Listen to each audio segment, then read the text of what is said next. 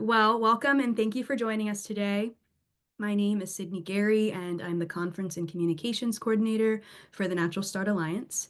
We are so excited for today's webinar, which will be led by Nicole. Oh my gosh, I forgot to ask you, is it Thurrell or Thurrell? I'm It's thorough like squirrel. Thurrell like squirrel. Okay, good to know. Well, we're excited that this webinar will be led by Nicole Thurrell, like squirrel, CEO and Director of Education at the Institute for Wilderness and Emergency Medicine. Before we jump in, oh, and I forgot to share my screen, so let me go ahead and do that.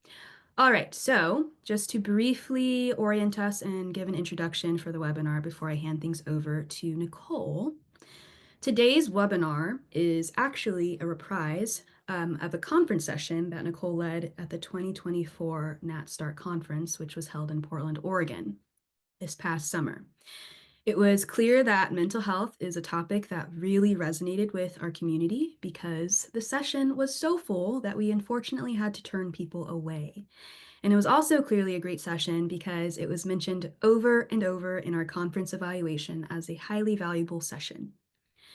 We know that emergencies can happen anywhere, including in the wilderness, and that we have to be prepared to deal with them. But what we're increasingly starting to understand is that mental health events are just as important to attend to as cuts and broken bones. And it's not just about responding to a situation in the moment, it's also about building our overall capacity to support the mental health of the people around us, as well as with attending to our own mental health. As we are gearing up for this year's conference, our theme for 2025 is Rooted and Resilient. We are really thinking about how we can be our most resilient so that we can also help children and families develop the resilience that they need to face challenging times. And no one could be better to help us explore these ideas, not this ideas, than Nicole. As I mentioned, Nicole is the CEO of the Institute for Wilderness and Emergency Medicine. Nicole is a passionate educator who loves turning people on to strategies for caring for their fellow human beings. She has degrees in psychology and recreation therapy from the University of North Carolina and has been a wilderness EMT since 2001. Nicole has decades of experience working in many aspects of wilderness therapy, including expedition leader, health director, and director of admissions. So, whether it's leading adventures on the water, on land, or in the air, Nicole has done it all.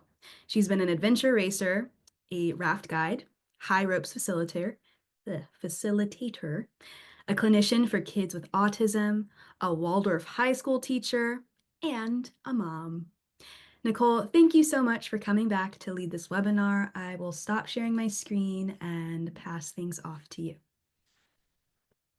Thank you so much, Sydney. That was a beautiful, beautiful introduction. I'm really grateful. Welcome, everyone, to an introduction to wilderness mental health first aid. It is a pleasure to be here with you all. I'm going to share a little tiny bit about who we are as the Institute for Wild Med and a little bit about what this course encompasses, and then I will provide an introduction for the remaining time. So, all right. So this is who we are. We are the Institute for Wild Med. It's myself and Molly, our Director of Operations, and we have a few beloved instructors, and we teach.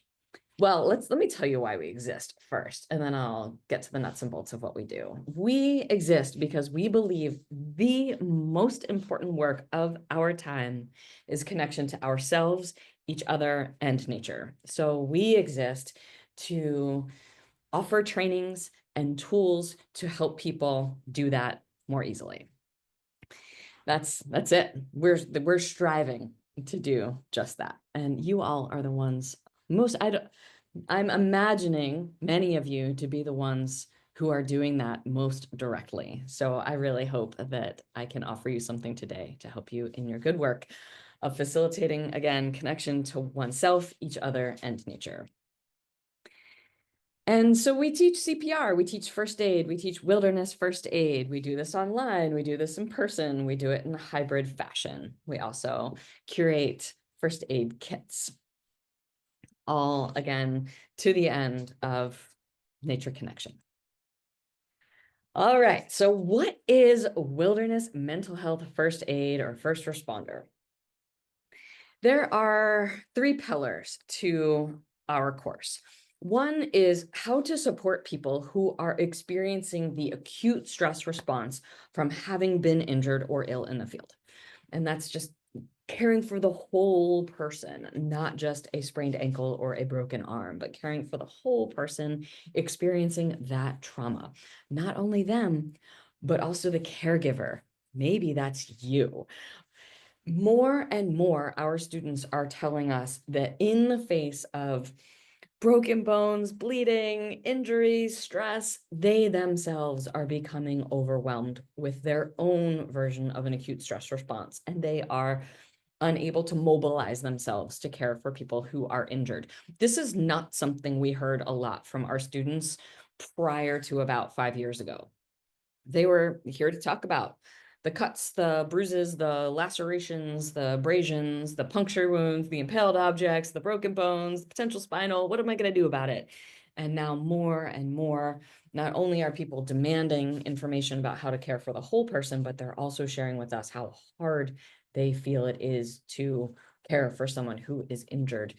We don't know exactly why this is happening.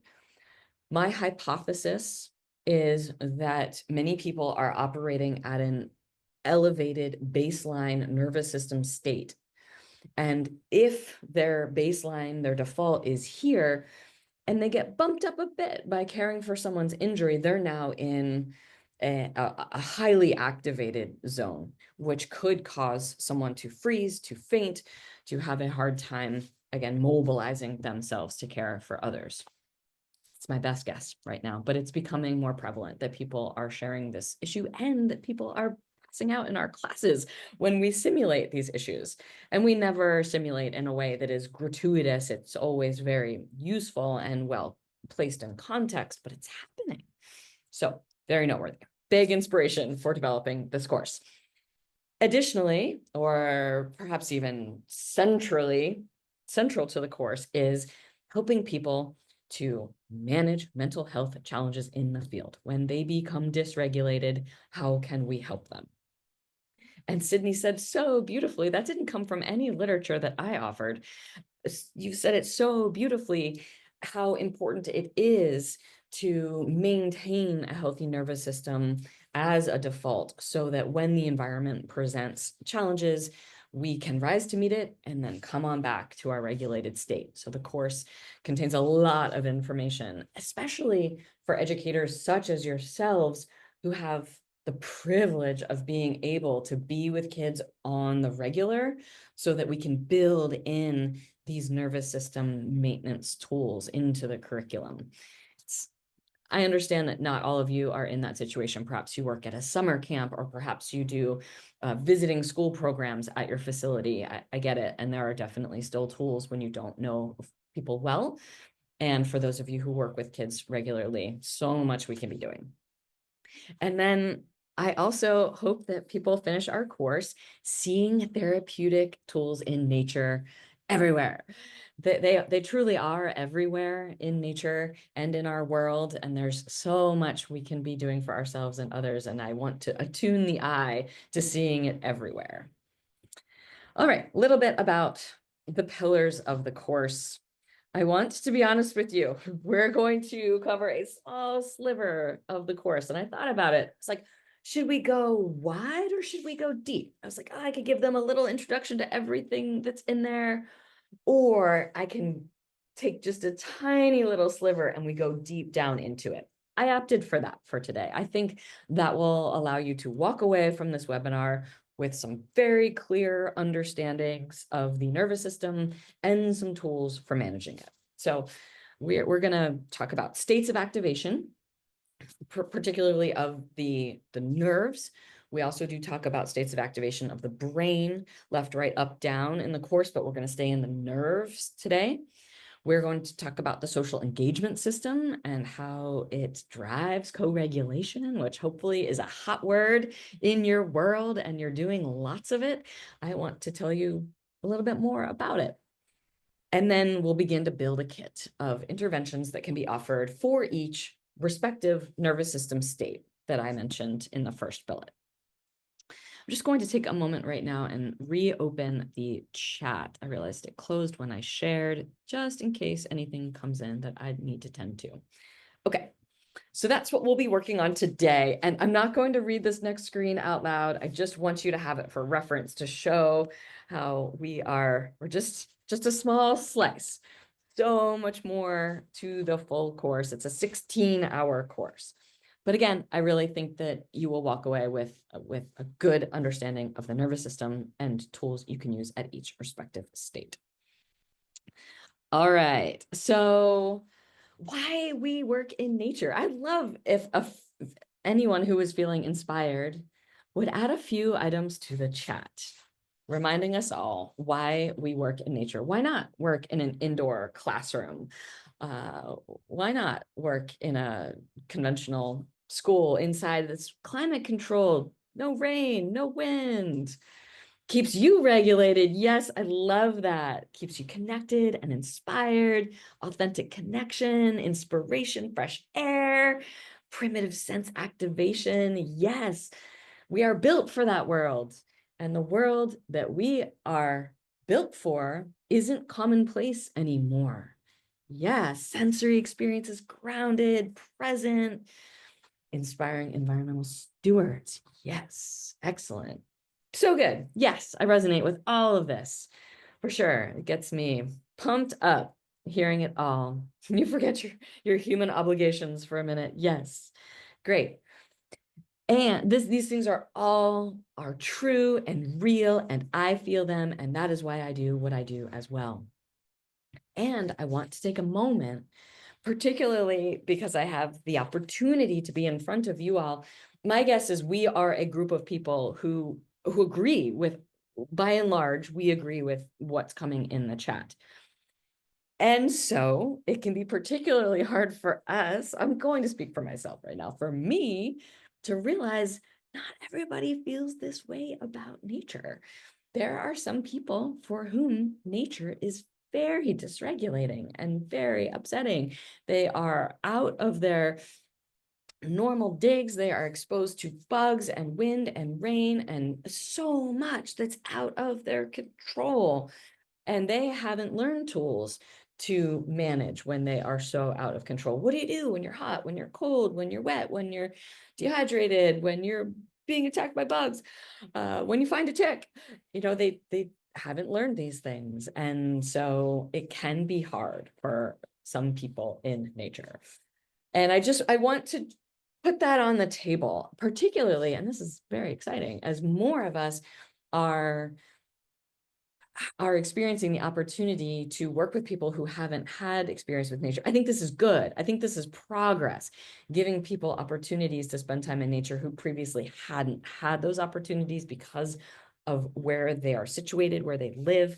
And now it's becoming an opportunity. And so I'm hoping that more and more of us can create opportunities for people who haven't had them yet. And as such, it's important to keep in mind that it may be really hard for folks. Yes, indeed. There are even folks among us who are saying, yes, mosquitoes do cause me to flee to the indoors and appreciate access to shelter, to be sure. Yes. Okay. And also, I love nature for the same reason that it's also hard. Like, again, there's so much that we can't control, but in developing our responses to that which we can't control comes resilience. I mean, that is resilience right there, to be able to respond with joy and harmony, or at least adaptiveness to that which we can't control, it's just the epitome of resilience for me. All right. So let's begin by talking about the nervous system and how it works. And I am drawing from the work of Dr. Stephen Porges, who founded the polyvagal theory. And I'm very inspired by his work. I believe it is a real departure from the conventional sense of the nervous system. I hope by the end, well, I'll help you by the end if it's not clear, to see how the polyvagal theory differs from the conventional notions of the autonomic nervous system. And I think there within that difference lies so much possibility in understanding who we are and what the possibilities are for various responses to environmental stimulus. So the autonomic nervous system is the stuff that happens under the hood. We don't have to think at all about it, and it keeps us alive. It keeps our heart pumping, it keeps our lungs working, it keeps us digesting, it keeps us managing our responses to temperature, hormones are flowing, neurotransmitters are flowing. These things just happen with or without our influence. There are some aspects that we can influence, but we don't have to. We can control our breathing, but we don't have to. It will continue. Even if we try to continue, even if we try to control it to the point that we pass out, we'll just reset and start up again. So it's a very intelligent system that keeps us alive and regulated. In the polyvagal theory, there are 3 branches of the autonomic nervous system. Let's talk about them. We are talking about the vagus nerve right now. Vagus nerve received its name because it from, think vague, like vagrant or vagabond, something that moves around, wanders around. It's everywhere. It's all throughout our head and face. It's in our digestive organs, our heart, our lungs, front, back. It's all over. So when we are in this green state, the ventral vagus, we're feeling resilient.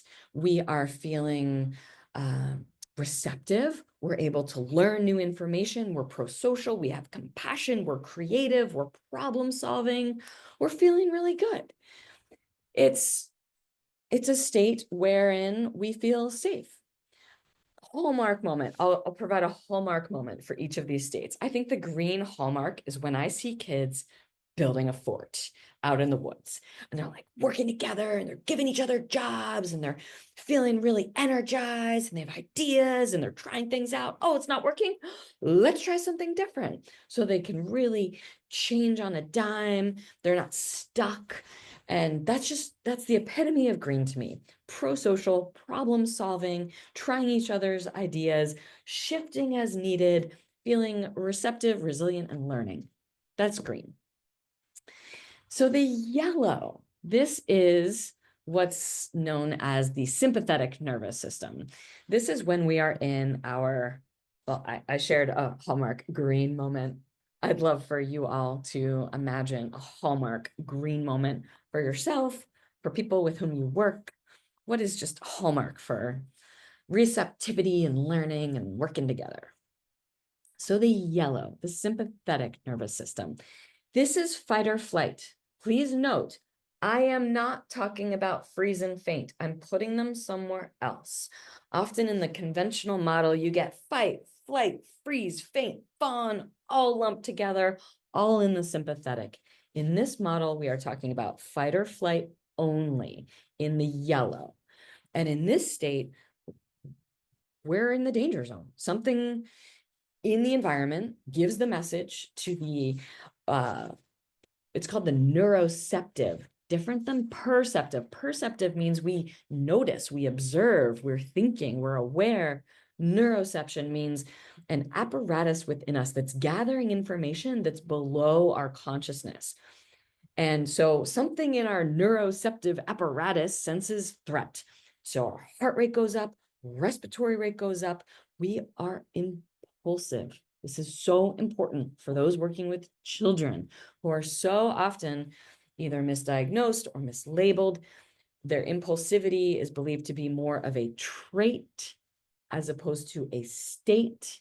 In this case, it is a state. Let's try not to mistake it for a trait. In some, it is. In many, it's a state. It comes along with this yellow state, danger zone state. So impulsive.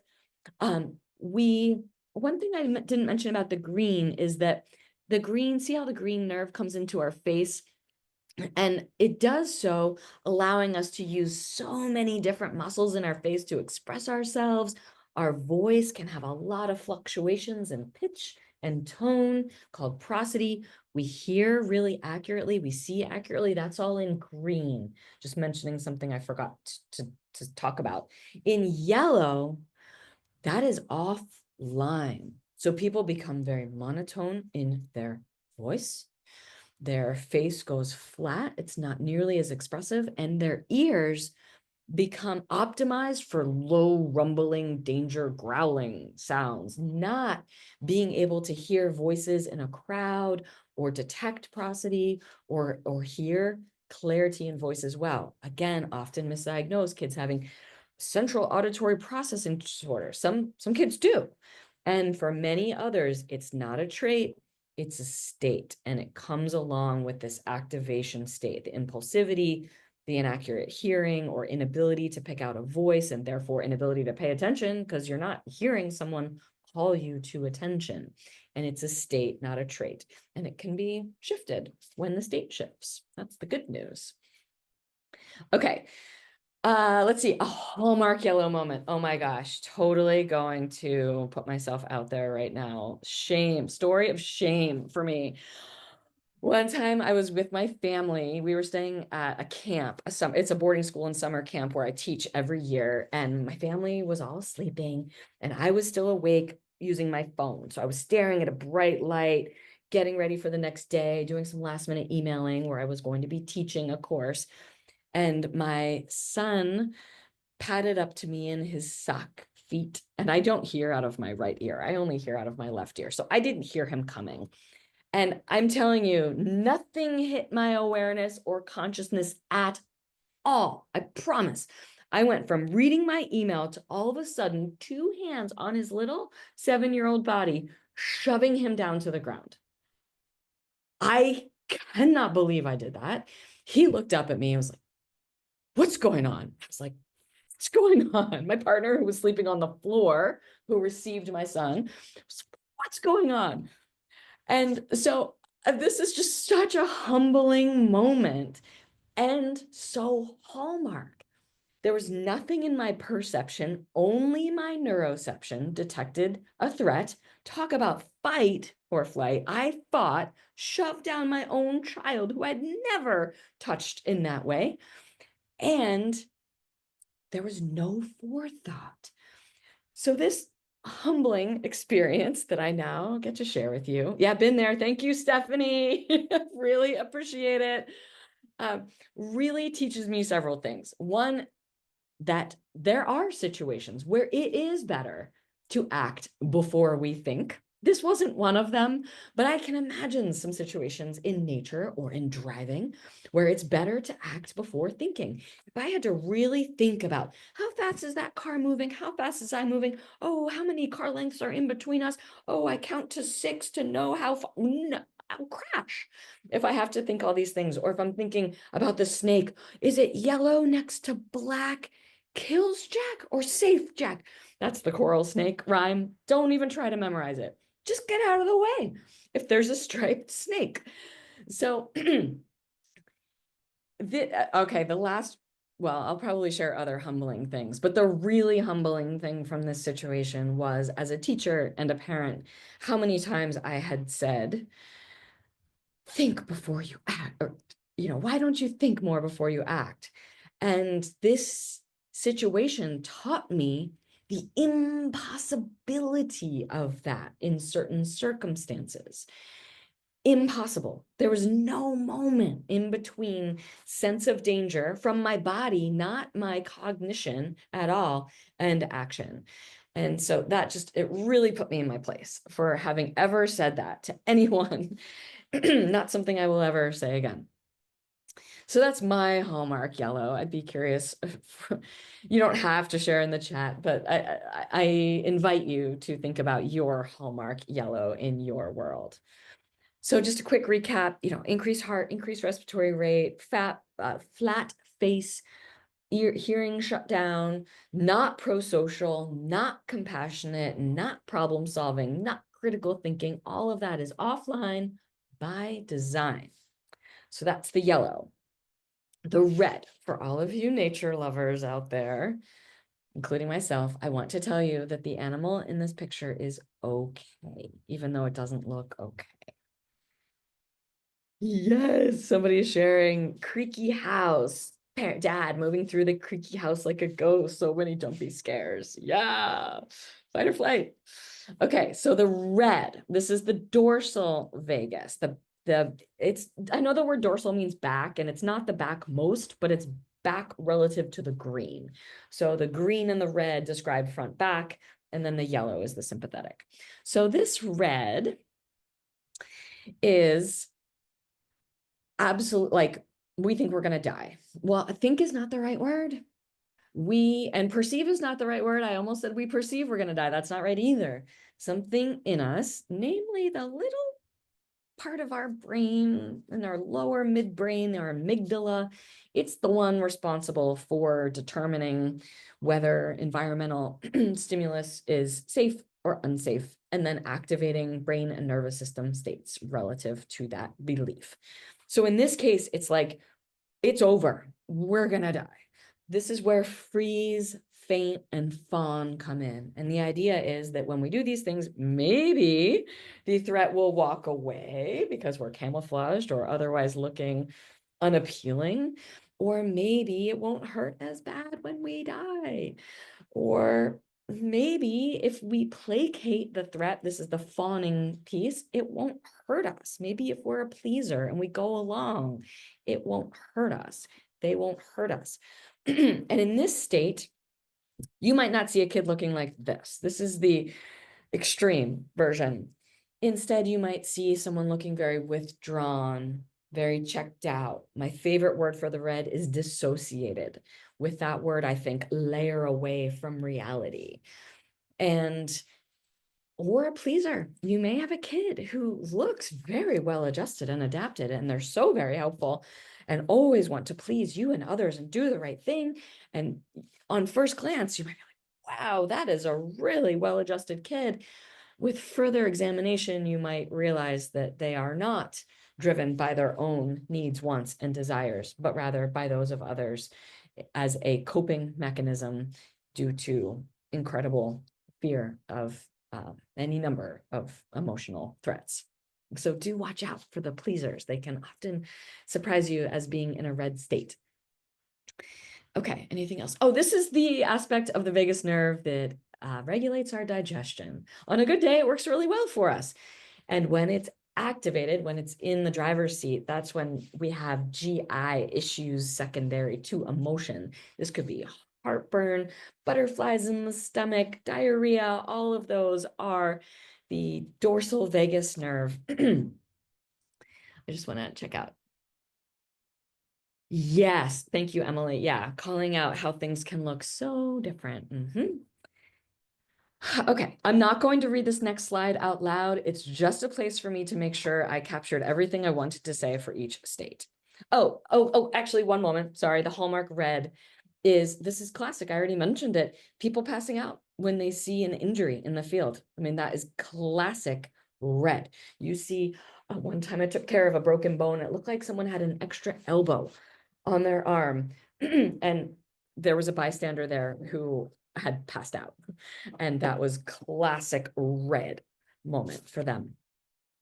Okay, this is the one I'm not going to read, just reviewing to make sure I didn't miss anything.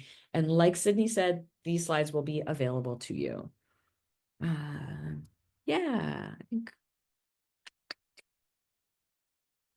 I think we're doing pretty well. Okay, great. So my hope is that you have a sense of what each of these states looks like. You might be like, wait a second, this slide can't possibly be the mental health first responder slide. I think this is misplaced. Indeed, it's supposed to be here.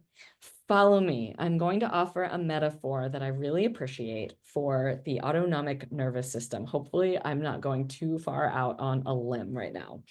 So please picture yourself riding a bike. You're riding on a flat street. You have your gearing just right so that there's a little pressure under your feet if you need it to accelerate more, but not so much that you're feeling strained at all. You're just enjoying the breeze and the sunshine, and it's lovely. And then all of a sudden, the environment presents a situation that you believe you can't cope with in your current gearing. Big hill. You're like, okay, there's a big hill up ahead.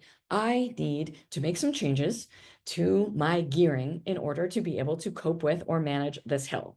My gear shifter is on my brake lever. So that's why there's now a picture of the brake lever. So I'm going to push my brake lever to the side. On both sides, I'm probably going to change it in the front a little bit. I'd like to come down to a different chain ring in the front, a little bit in the back, and I'll make some changes to my gearing. And then that way I can handle this uphill that I'm about to face without being overwhelmed and needing to get off of my bicycle. And this to me is the autonomic nervous system. When our body detects is maybe, I need a better word, because perceives, senses, notices, those are all within the awareness. And so neuroceive, I'm making that up, but when our body's neuroceive expects, even that is like, I mean, I suppose you're right, expectation can be subconscious, it can also be conscious. I need something that purely says I have no intuits.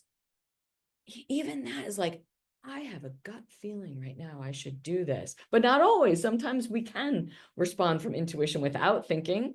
Experience, yeah, receives, that's a good one. So somehow the brain receives information from the environment, and it notices that it can't cope with its current nervous system state. So it activates a state to give it energy, to make it run or freeze or please, any number of responses. Yeah, nice group brainstorming. I like that. Registers, yeah, it registers in the amygdala, not in the thinking area, but the amygdala. And and then we shift, and then we use that state, and then we come on back. And I'd like to use this metaphor as a reminder for me to share, and I really hope you'll walk away with this piece of information. None of these states are bad. They're all really useful. So being in the yellow or being in the red isn't necessarily bad. It's adaptive. Where I might bring in the word bad or undesirable is when we're stuck in that state, or when we select a state that's not appropriate for the environmental stimulus. That's where the trouble comes in. That is where our baseline elevates, baseline yellow, baseline red. There are people operating at these baselines. That's a problem. Yeah, absorbs information, Alejandro, good. So again, being in any one of these states isn't necessarily the problem. They're designed to keep us alive. It's when we're stuck there. So maybe we thought we were about to be rear-ended driving down the street, and we got to that yellow, fight, flight, heart rate up, respiratory rate up, tingly face, sweaty, impulsive. We may have yelled something at the person in the car. And then if we're able to, a few minutes later, kind of shake it off and come on back to a green state, fine, it got us ready for an emergency. But if we find ourselves having a hard time falling asleep that night, not fine. That's when it becomes sticky. We're stuck in that state. Selecting a wrong state might be if someone has a past trauma, say in a particular location. Maybe let's go with animals here to just keep it, keep the conversation easy on the nervous system. Let's imagine I'm walking with my dog to a location where previously another dog lashed out at them. My dog is going to be, I've seen this, really on edge at that location. They're in the yellow because something happened there in the past. They don't need, it's fine. That actually is adaptive. That's our brain helping us to learn, oh, well, last time you were here, something went wrong, so you might as well just look around. And hopefully we can realize, okay, thank you, brain. That's right. I did have a problem last time I was here. Let's look around. I think I'm all right. And can I easily come back to that green? Or do I get stuck there because I went back to that same place or had the same smell or sound? Yeah. All right. So hopefully that metaphor was helpful and not too far out there. All right. So I'd like to talk about the social engagement system. And then I want to talk a little, I'm not done talking about those different states, but I want to depart for just a moment. So the social engagement system is all about that green nerve. Did you all see this? I'm going to go backwards right now. This green, see, it's just in our ear and in our face. The social engagement system is all about that. And that's our ability. It's bi-directional. So it means we're putting out signals of safety. That's a phrase I want you to know. I want you to be throwing signals of safety all the time because you'll feel good doing so and others will feel good receiving it. And signals of safety include using all of our various facial muscles to express ourselves because we can only do that if our green is activated. And if our green is activated, that means we are feeling safe. So for others to see it and for us to do it is just signals of safety everywhere. I also encourage you to speak with prosody. You heard me use that word once. That means varying your pitch and tone. And if you're uncertain what prosody sounds like, and I might not be doing a great job today with my hoarse voice, which I apologize for, imagine you're leading a woodsy wander with a group of kids. You're in a park, walking through the woods, and a dog comes up to your group they have no collar, no apparent owner. You've never seen this dog before, and they're sort of slinking. Imagine right now, you're all on mute, so you can even say it out loud if you want, how you would speak to that dog when you're really worried about yourself and your kids, your clutch of kids, how you would speak to that dog so that it feels safe, it knows you're not a threat. That's the epitome of prosody. So a lot of variation. I do recommend staying in the lower portion of your overall range as you offer this variation. As you get into the higher, even if you have variation, it starts to sound really anxious. And then others feel nervous, even if you're saying reassuring things. Okay, so prosody, facial expressions. We must talk about mirror neurons. If that's the only other thing we do, we must talk about these. So I can't believe it was in 1992, which feels like yesterday to me, a group of neuroscientists were studying neuroactivity in macaque monkeys.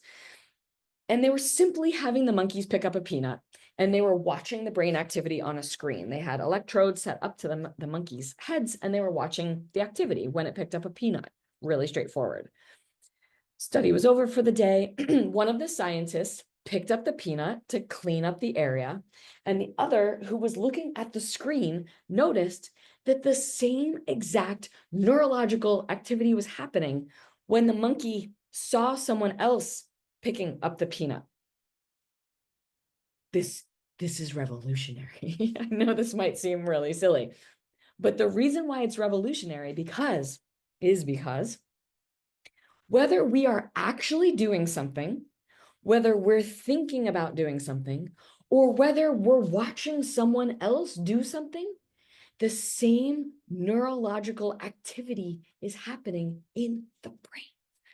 And this is so awesome because there are things we can do with our bodies. You already know our voice, our facial expressions, and other things we can do that we will talk about.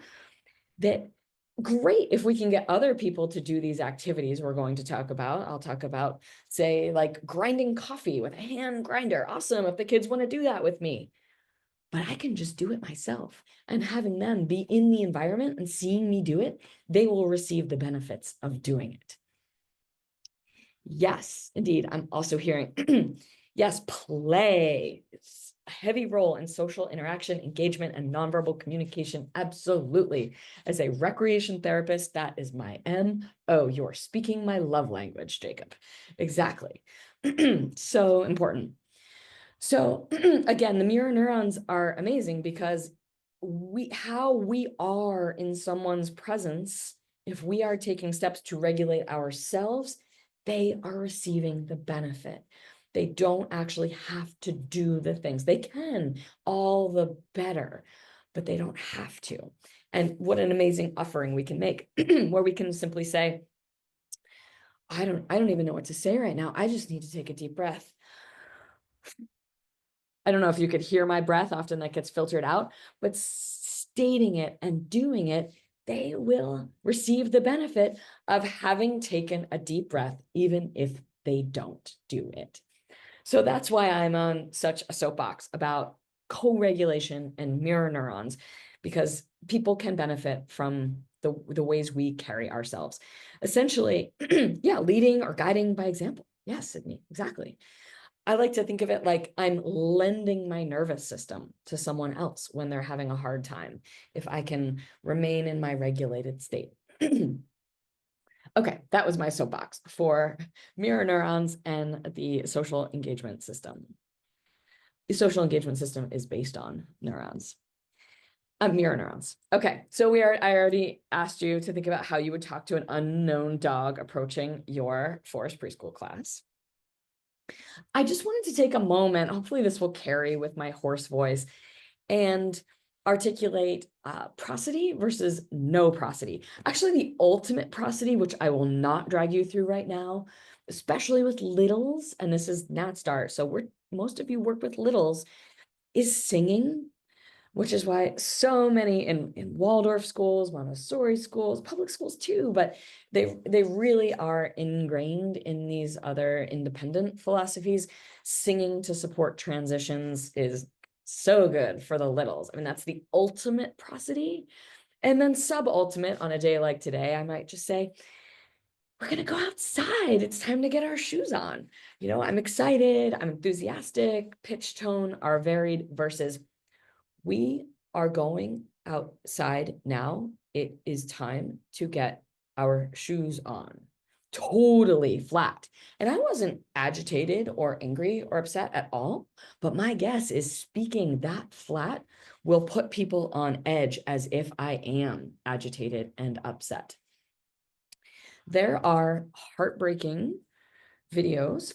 Don't watch them. Just hear about it and know about it. Leave it at that, particularly if you're a highly sensitive person with sensitive and lots of mirror neurons. We talk about sensory profiles in the course.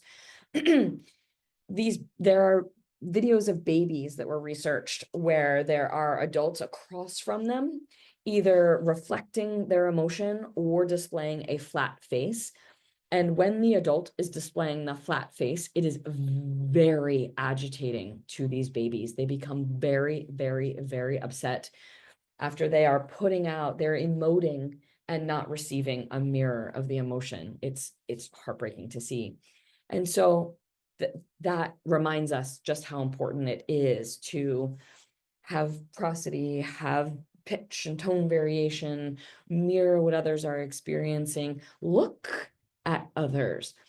I mean, our modern equivalent of that study is us looking at our phones and our devices when kids are speaking to us. That is the equivalent.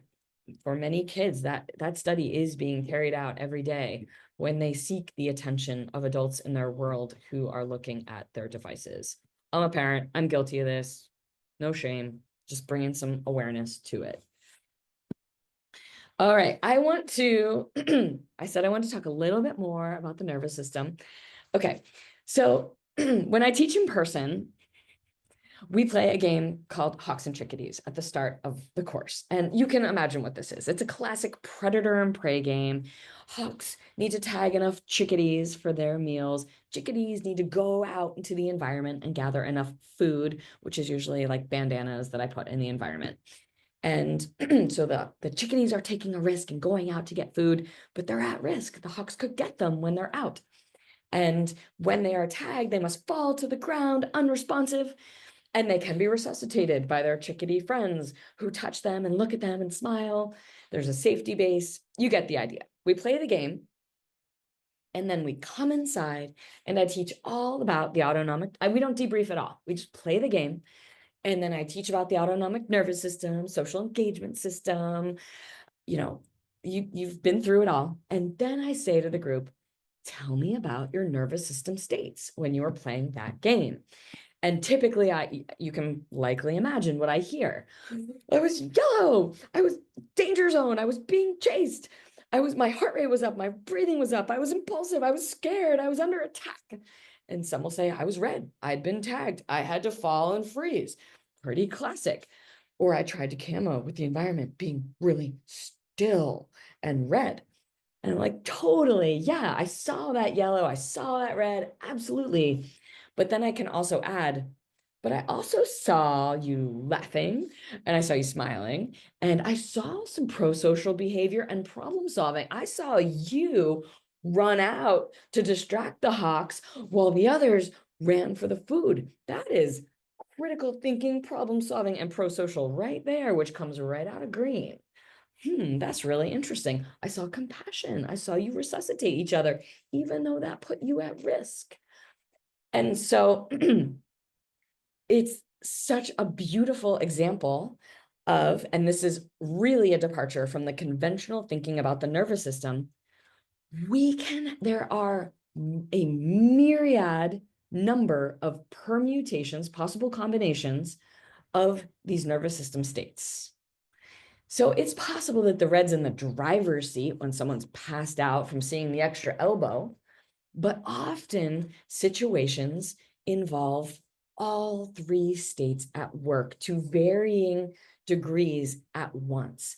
This is so important because the conventional going theory is you're either in the sympathetic or the parasympathetic, one or the other, and they are jockeying for control of you at any given moment. And you should always be in the parasympathetic and never be in the sympathetic. And this theory is so different. These states all have purpose. Use them as needed. Come on back when you're ready. Don't get stuck. And we can draw from all of them at any one moment. And this is another thing I'd really like you to leave with. Games like this are so valuable because they help us to practice going from yellow to green and red to green and green to yellow and green to red. And again, these are all permutations. And the more we can practice, stick with me here, I'm going to reach back for that metaphor, the more greased our bike chain is, and the more well-filed our chain rings, our cogs are, meaning our nervous system becomes really well-toned and really responsive. So it can activate as needed and it can downshift very quickly and easily. So any games like this that activate all states, so good, so resilience building. If resilience is our ability to experience bigger and bigger and harder emotions and cope with them, activities like this really get us well on our way to being able to do that. There are so many. Hide and seek is another amazing one they are red and yellow. They're like, oh my God, are they going to find me? And they're red because they're so still the whole time. So yeah, your cycle self is celebrating. Mine too, Ken. I came up with the metaphor biking one day. Okay, so hawks and chickadees. I think this screen, we pretty much covered everything here.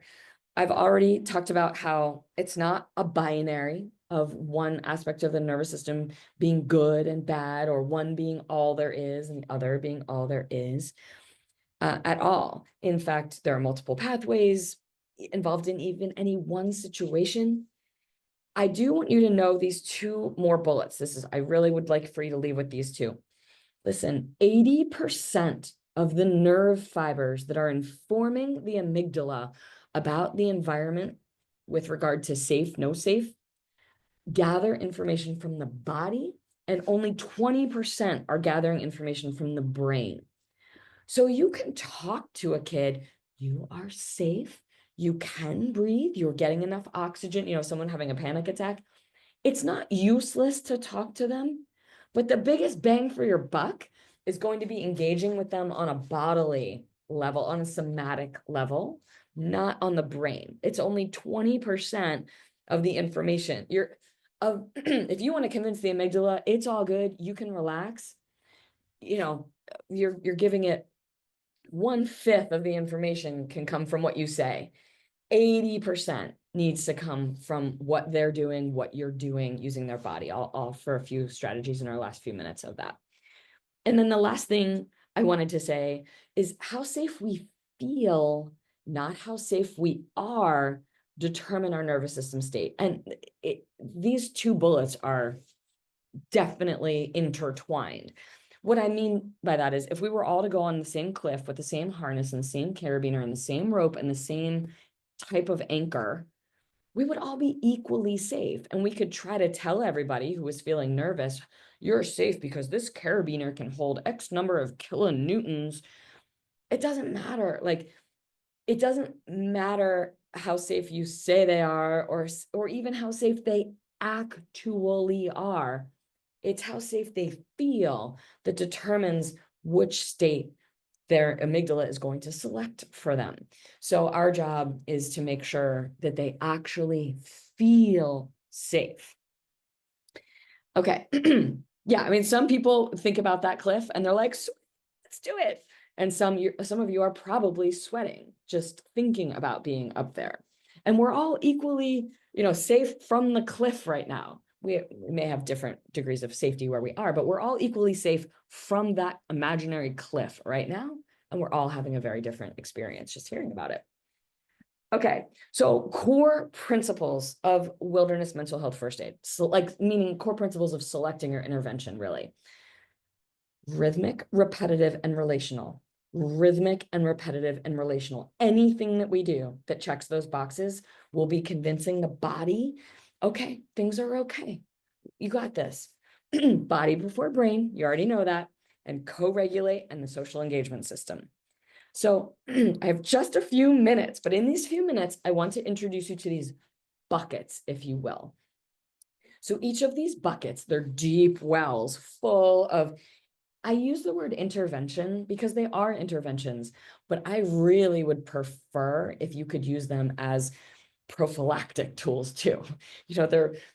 I'd love for your days to just be filled with these activities as nourishing sensory activities, and you can reach for them as needed as interventions. So one bucket is relational, one bucket is breathing, the only aspect of our autonomic nervous system that we have direct control over to a certain point, as I mentioned earlier. Mindfulness is a bucket, physical is a bucket, and cognitive is a bucket. So, I mean, we could spend hours in each of these buckets. But for now, I'm just going to kind of blow through them all so you can get a preview of what's in there. You learned a lot about the relational, actually. Co-regulation, breathing, prosody, getting rhythmically occupied near someone, sweeping near someone, raking near someone, grinding coffee, grinding apples, validative listening. That's a big topic of the full course. I wish we had time. This is such a fun exercise I often can do during the intros, but we won't have time today talking about MGIs, or the most generous interpretation of someone's behavior really shifts our ability to manage that behavior. All right, more about that later. Breathing, tons of breathing exercises you can do that can be very organic. It doesn't have to be, now we're going to do our breathing exercise. It can be, everybody pick a dandelion and blow off the seeds. Here's dog bane, blow it away. Hold the dog bane and see where the wind is going. Singing together. So many options for breathing that can be intentional and it can be organic in your work. One thing to know, we increase our heart rate when we inhale and we decrease. Ooh, I didn't mean those fireworks. We decrease when we exhale. So when you're doing breathing activities, please make sure that you are exhaling longer than you are inhaling. I'm going to just take 1 minute to wrap. Sydney's ready to bring us to a close. Thanks for chiming in there. The physical, really, really, really here, the rhythmic, repetitive, and relational. Banging acorns to get out the meat, to make pancakes out of them, grinding the coffee, grinding the apples, grinding the wheat berries to make flour, eating, drinking, going on errands, walking, mindfulness. gratitudes, rainbow scans, cognitive. These are fun games that you play around a campfire. And then I actually have an extra bucket, and that's the novel bucket. So much in that novel bucket as well. Looking at fractals in the environment, tapping, splashing with cold water, being barefoot, shaking. Yeah. So anytime oxytocin is flowing, our brain is very activated, and seeing other animals connect and care for each other does that. So there's really something to people watching those kitten videos. Okay, again, apologies for my voice. Thank you so much if you've made it this far.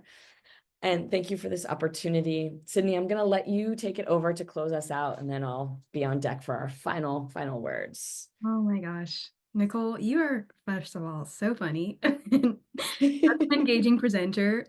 Thank you so Thank you. much for coming Thank you, back Sydney. to, yeah, share your expertise. You're so knowledgeable. You have so much experience. So we really are appreciative of you to welcome, join us back in community and offer this information more widely. Um, as I said in the beginning, both this webinar recording and relevant resources will be available over the next week or so, within the next week on our website. So we'll be sure to email all registrants to notify you when these materials are posted. We don't unfortunately have time for a Q&A at the end, but if you do have any questions, Nicole has graciously offered her expertise in responding to emails. So Nicole, if you want to drop your email address in the chat, and we might also link it on the page where the recording will be, please contact her. She, as you know, is very, very knowledgeable and eager to answer any following questions you might have. A couple of quick natural start announcements, and then I'll let you all go. Many of you probably already know, but for those who don't, be sure to save the date for Nat Start 25. Our conference is taking place entirely online this summer, July 14th through the 18th, and we are anticipating a fabulous lineup of sessions, workshops, featured speakers, site tours, virtual site tours, and registration will be opening up this month, so stay tuned. We are also still accepting sponsors. If you are interested in becoming a sponsor for the online event this year, please email us at info.naturalstart.org. We'll go ahead and drop the link to the page on our conference site that has all the details about sponsorship benefits and expectations. Lastly, just a quick plug for our upcoming webinar taking place on April 3rd. It's our annual webinar with the Evanston Library, Public Library staff who organized the Blueberry Award. And the Blueberry Award is a literary award that honors children's books about nature connection and environmental stewardship. It's the first of its kind. It's awesome, and there's always really, really awesome books that are presented. So make sure that you register for that coming up on April 3rd. We are so excited. And I think that is all that I have for you all today. So with that, I will bid you adieu. Thank you all so much for being here, and have a great rest of your Tuesday.